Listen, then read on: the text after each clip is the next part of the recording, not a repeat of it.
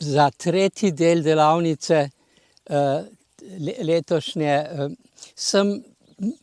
sem izbral temo, ki je kot nekakšna, ko se reče, železni repertoar. Torej, od prve delavnice vedno znova se posvečamo vprašanju prostora. To se pravi, kje smo, medtem ko smo na Zemlji.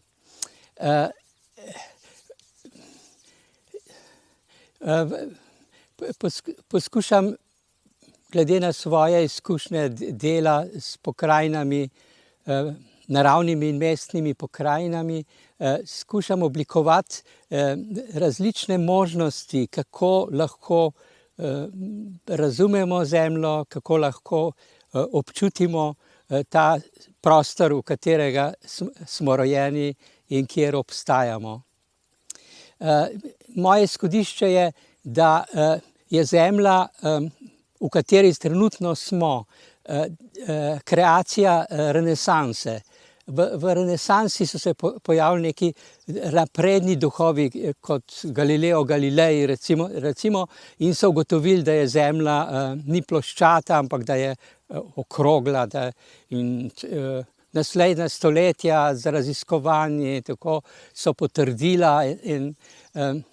Jaz mislim, da to ni tako preprosto, ampak da je ta Zemlja, v kateri trenutno smo, ta prostor, da je kreacija človeške kulture, pravzaprav trenutka, ko se je človek prebudil v svoj razumski jaz, v razumski način mišljenja in gledanja na svet. To je bilo na prehodu iz srednjega veka v renesanso, in takrat je začel imaginirati ta svet, v katerem zdaj živimo. V naslednjih stoletjih smo potem utemeljevali, 100-krat dokazali, da je to tako res, da je to čista resničnost, in vse to je nek proces, kako kultura ustvari prostor.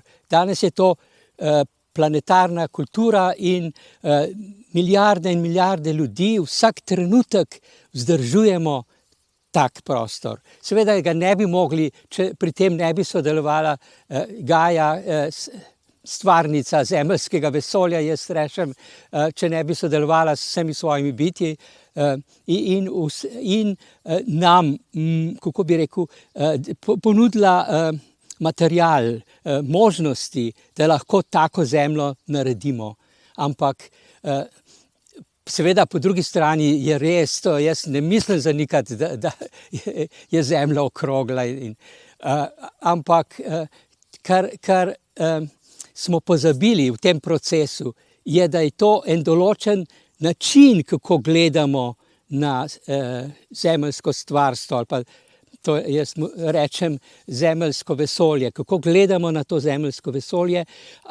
In tako smo se v teh 8 milijardah znašli v enem relativno strašno ozkem prostoru, enodimenzionalnem prostoru smo se znašli.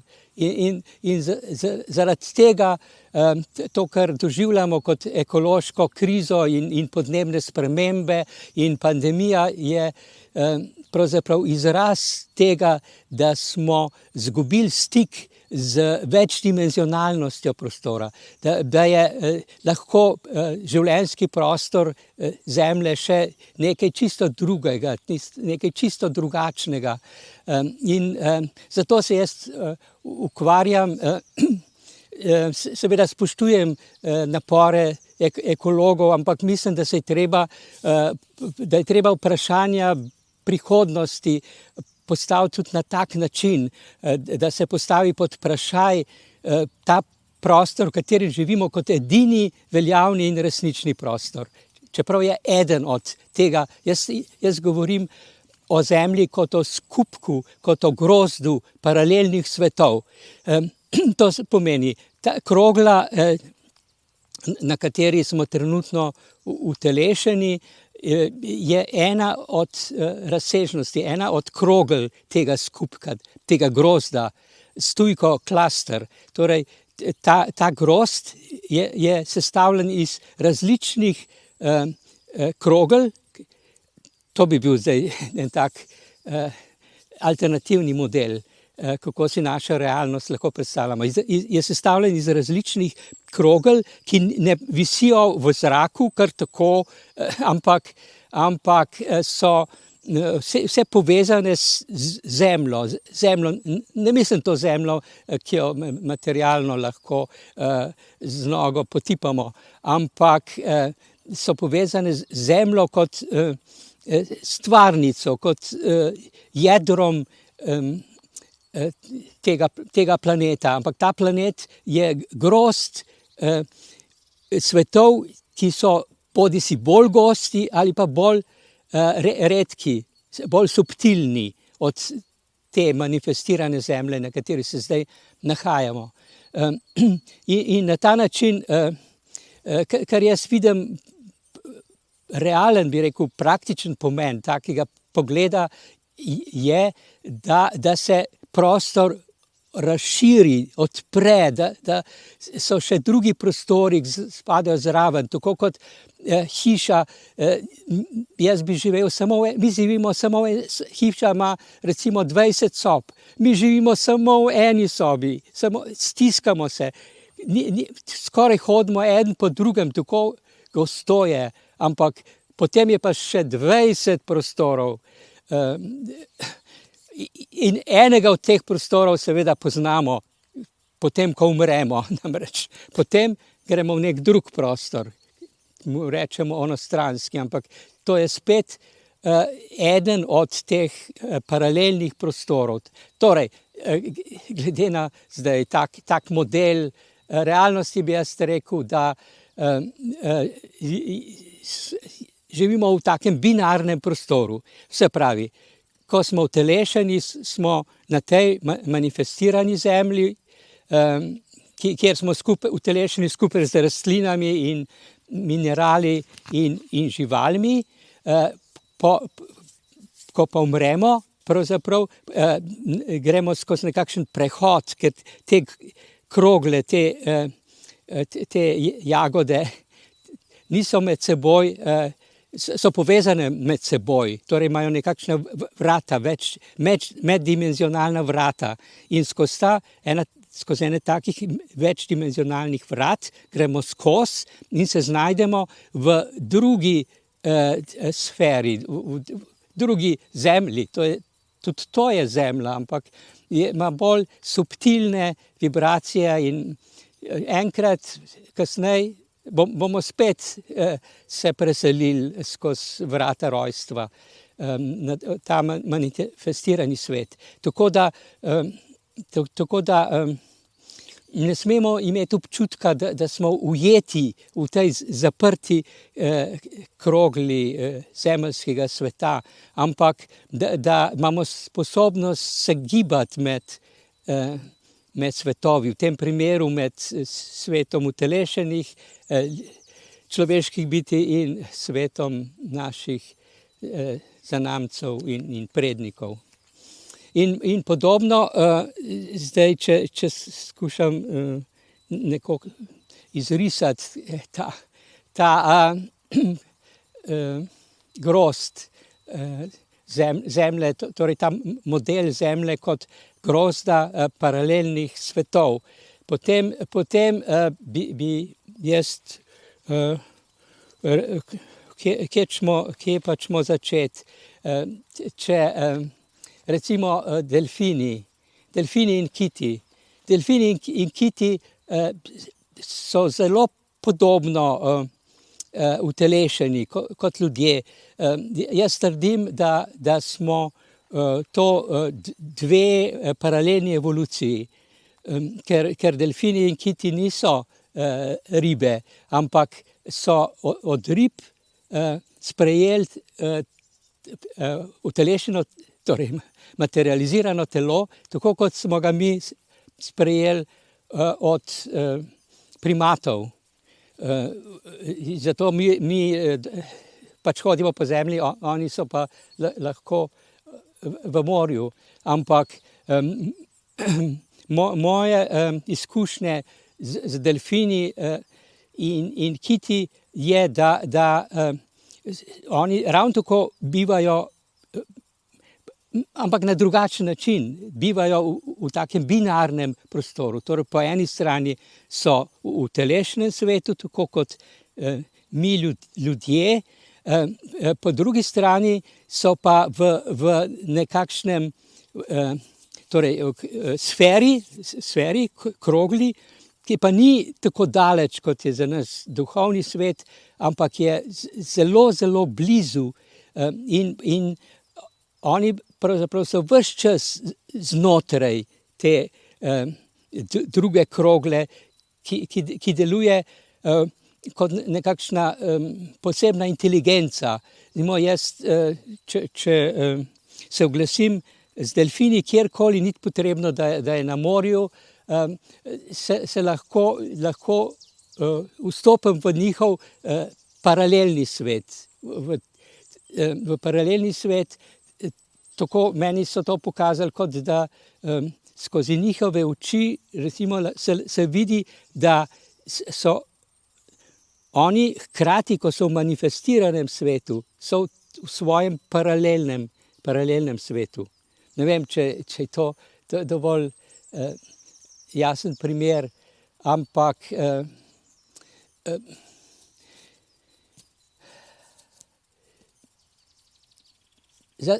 za trenutek bomo naredili pavzo.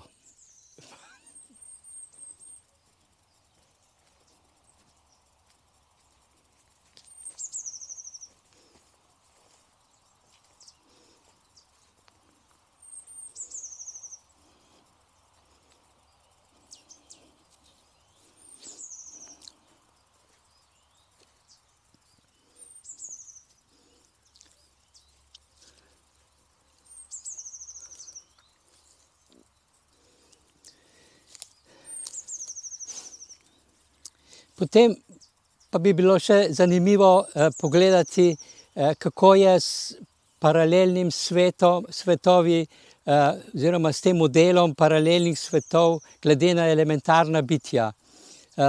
Elementarna bitja so holografski drobci gajne zavesti, ampak ne samo zavest, ampak so bitja. Se pravi, če Gaja želi urejati pokrajine in sodelovati pri človeški kulturi, potem pošlje elementarna bitja. Elementarna bitja so elementarna zato, ker so povezana s 4 elementi, z enim od 4 elementov ali pa tudi s 5. elementom, in na ta način so vse povsod znotraj utelešenega sveta navzoča v vseh teh elementih in omogočajo, da se to, kar imenujemo prasile, zmajeve sile zemlje, torej prvinske sile kreacije, da se lahko preobrazijo v življenjske sile, v oblike življenja. In potem pridejo na vrsto virusi in mikroorganizmi, ki začenjajo potem na materialni ravni oblikovati življenjski prostor. En tak zanimiv, recimo vzamemo, da je treba posekati drevo.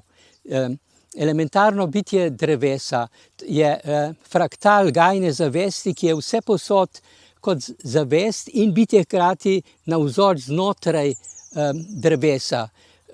To se pravi, do konic korenin in do zadnjih listov v krošnji, vse povsod je ta elementarna zavest navzoča, zato da omogoča rast in specifično oblikovanje enega določenega drevesa. Zdaj pa bomo poskušali slediti elementarnemu bitju drevesa, da moramo drevo posekati, ali pa še rajši rečemo, da drevo odmre. Kaj zdaj z elementarnim bitjem? In tako, če sledimo elementarnemu bitju, v trenutku, ko ni več v službi drevesa, se vrne v nekakšno, ko bi rekel, notranje domovanje elementarnih bitij. To je ta paralelni svet elementarnih bitij, ko niso ustvarjalna, niso dejavna pri utelešenem svetu. Potem se one, tako kot nekakšen magnetni potek gajne zavesti, jih potegne v njihov lastni paralelni svet. Tam, recimo v pravljičnem jeziku lahko rečemo, da tam oni plešejo in se tisočletja veselijo svobodnega življenja, dokler jih potem ne pokliče, recimo v tem primeru neko drevo. Drevo je zraslo ne vem, do metra višine in takrat začne oddajati nekakšen klic, energijski zvočni klic in eno od elementarnih bitij ta klic potegne in je že znotraj drevesa in potem z drevesom skupaj raste. Ampak meni so elementarna bitja omogočila, da sem lahko vstopil v ta njihov svet, v ta jagodo, recimo, če je to grozd svetov, je ena jagoda tega grozda je dom elementarnih bitij, od koder hodijo v službo, kot pri Sneguljčici škratje, ko grejo delati v rudnik in se potem spet vračajo v svoj svet, rečeno v pravljičnem jeziku. In tam sem videl, da ne samo, da oni svobodno plešejo in se veselijo svojega izvirnega sveta, da se tam regenerirajo, ampak da sem bil voden tudi v eno posebno razsežnost tega sveta, paralelnega sveta elementarnih bitij, kjer sem videl, da v tem času, ko niso v službi, da oni doživljajo neko notranjo preobrazbo.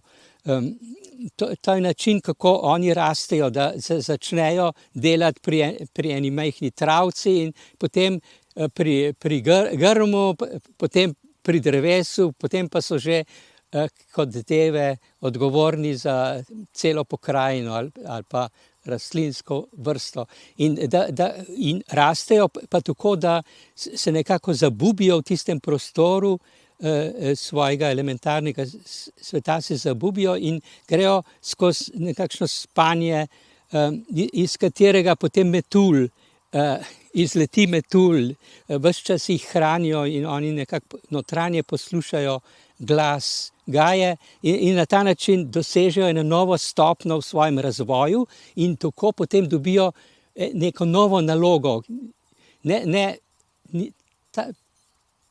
To elementarno bitje, ki je zapustilo drevo, ki je odmrlo, se potem vrača ne k drevesu, ampak morda skrbi za nek košček pokrajine, torej je na neki novi stopnji razvoja. Sej podobno se s človekom godi, ko umre in se potem v duhovnem svetu doživlja nekako svoj notranji razvoj, tako da se pripravlja za naslednjo pot v sfero utelešenega sveta. Sej, jaz nimam zdaj namena, da bi vse te paralelne svetove popisoval, ampak sem navedel nekaj primerov, tako kot jih jaz poznam, tako da dobimo občutek, da se oblikuje nek nov prostor zemlje, ki ni samo eno ali pa tridimenzionalen, kot ga poznamo, ampak ima še druge razsežnosti, ki pa hkrati ne zanikajo tega, kar od renesanse sam vemo, da ko smo v telešnem svetu, smo v eni določeni krogli, ki ima svoje zakonitosti, ki jih znanost do potankosti je razvozlala, ampak da pravzaprav krožimo med različnimi svetovi in da je, jaz bi rekel, da je taka bodočnost zemlje gre v tej smeri, da se bojo ti portali, ta vrata do paralelnih svetov zmerom bolj odpirala, seveda kolikor se mi spreminjamo, kolikor mi s tem dogajanjem rastemo in odpiramo svojo zavest in svoje srce, da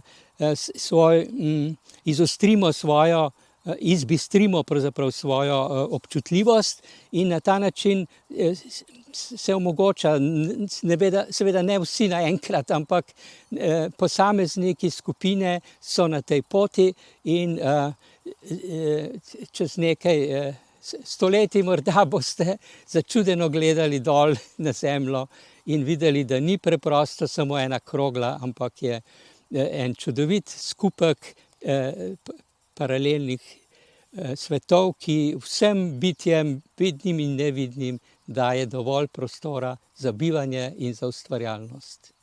Tako. Upam, da se bomo srečali še naslednje leto na delavnici, ampak takrat pa spet v Štihovi dvorani in iz oči v oči. Hvala vam.